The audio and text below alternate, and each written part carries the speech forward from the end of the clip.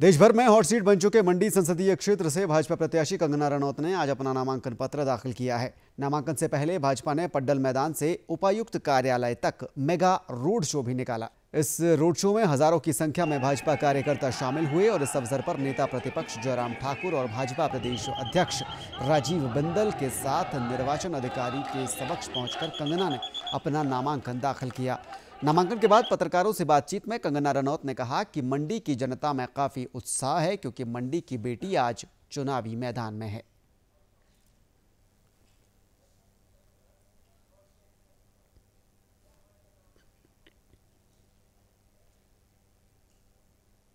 हमारे लिए बहुत ही सौभाग्य की और गर्व की बात है कि हमारी जो मंडी की बेटी है, मुझे जो है वो मौका मिला है प्रत्याशी के रूप में भाजपा से। तो इसीलिए आप देख सकते हैं कि लोग बहुत ही उत्साहित हैं और एक त्योहार की तरह यहाँ पर जो है माहौल बना है। ये सारे वोटर्स हैं और ये सारे जो हैं देश के जो स्वर्णिम काल का एक इतिहास बन रहा है उसमें भागीदार हैं, उसमें हिस्सा लेने आए हैं। कंगना ने इस दौरान कहा कि यह उनका सौभाग्य है कि उन्हें आज विश्व की सबसे बड़ी पार्टी के प्रत्याशी के रूप में चुनाव लड़ने का मौका मिला है। कंगना ने कहा कि जिस तरह से उन्होंने बॉलीवुड में सफलता हासिल की है उसी तरह राजनीति में भी नाम कमाने का काम सफलता मिली है और भारतीय जनता पार्टी जो है वो आज विश्व की सबसे बड़ी पार्टी है। उससे जुड़कर अवश्य ही यही उम्मीद है कि इस फील्ड में भी मुझे सफलता मिले। तो कंगना ने आज अपना नामांकन फाइल कर दिया है और बड़ी संख्या में कार्यकर्ता और तमाम बीजेपी नेता इस दौरान उनके साथ नजर आए हैं। मंडी से संवाददाता वीरेंद्र भारद्वाज हमारे साथ लाइव जुड़ रहे हैं तमाम अपडेट के साथ, तमाम जानकारी के साथ। वीरेंद्र, काफ़ी कॉन्फिडेंट लग रही हैं कंगना, नॉमिनेशन फाइल करने के जो विजुअल्स हमारे सामने आ रहे हैं, कितनी आश्वस्त जीत को लेकर भी नजर आ रही हैं कंगना रनौत इन चुनावों में, इस लोकसभा चुनाव में? वीरेंद्र देखिए धर्म, कोई भी प्रत्याशी जब चुनाव मैदान में होता है तो वो अपनी जीत को लेकर जब वो पूरी तरीके से आश्वस्त ही रहता है।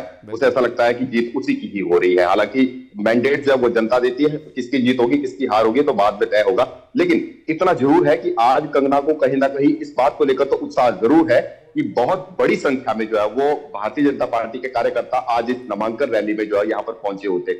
जहां तक कांग्रेस पार्टी की तरफ से जो विक्रमादित्य सिंह है, उन्होंने 9 मई को अपना नॉमिनेशन फाइल किया था, तो उसके बाद अब जब 14 मई को बीजेपी की तरफ से अपना नॉमिनेशन फाइल किया गया तो उनकी जो रैली थी उसके मुकाबले उसको टक्कर देनी थी और तो उसके मुकाबले में जो है वो ज्यादा भीड़ जुटानी थी, ज्यादा क्राउड दिखाना था, तो वो बीजेपी ने कहीं ना कहीं किया भी है। आज हम कह सकते हैं कि जो कांग्रेस की रैली थी उसे टक्कर देती हुई रैली जो है आज बीजेपी ने की है। बहुत बड़ी संख्या में जो है वो भारतीय जनता पार्टी के कार्यकर्ता पूरे मंडी संसदीय क्षेत्र के यहाँ पर आए हुए थे।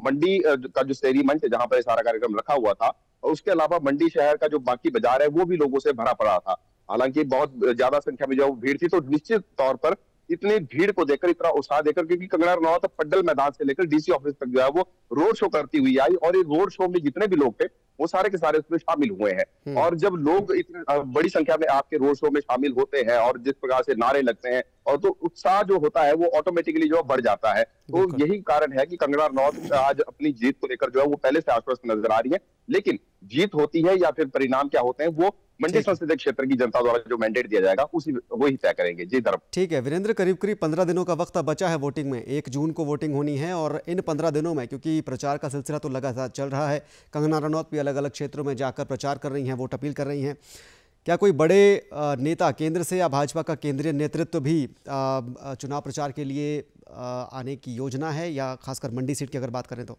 आने वाले दिनों में?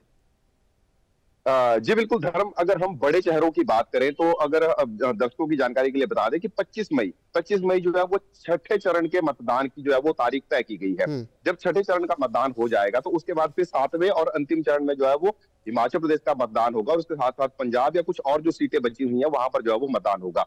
तो फिर जो बाकी सीटें बची हुई हैं और बाकी का जो अंतिम चरण का जो प्रचार होगा उस वक्त यहाँ पर जो बड़े चेहरों के आने की संभावना बिल्कुल है और आएंगे भी। कंगना रनौत के चुनाव प्रचार में दिखती सी बात है कि प्रधानमंत्री नरेंद्र मोदी है वो देश भर की हर लोकसभा सीट में जाकर वहां पर चुनाव प्रचार कर रहे हैं। उसके अलावा जो और बड़े चेहरे हैं, चाहे हम अमित शाह की बात करें, जगत प्रकाश नड्डा की बात करें या उत्तर प्रदेश के मुख्यमंत्री योगी आदित्यनाथ की बात करें, तो वो सारे चेहरे हैं। और दूसरी तरफ कांग्रेस की बात करें तो वहां पर राहुल गांधी है, प्रियंका गांधी है, सोनिया गांधी है या जो खड़गे है राष्ट्रीय अध्यक्ष, वो ऐसे बड़े चेहरे हैं क्योंकि मंडी हॉट सीट बन चुकी है।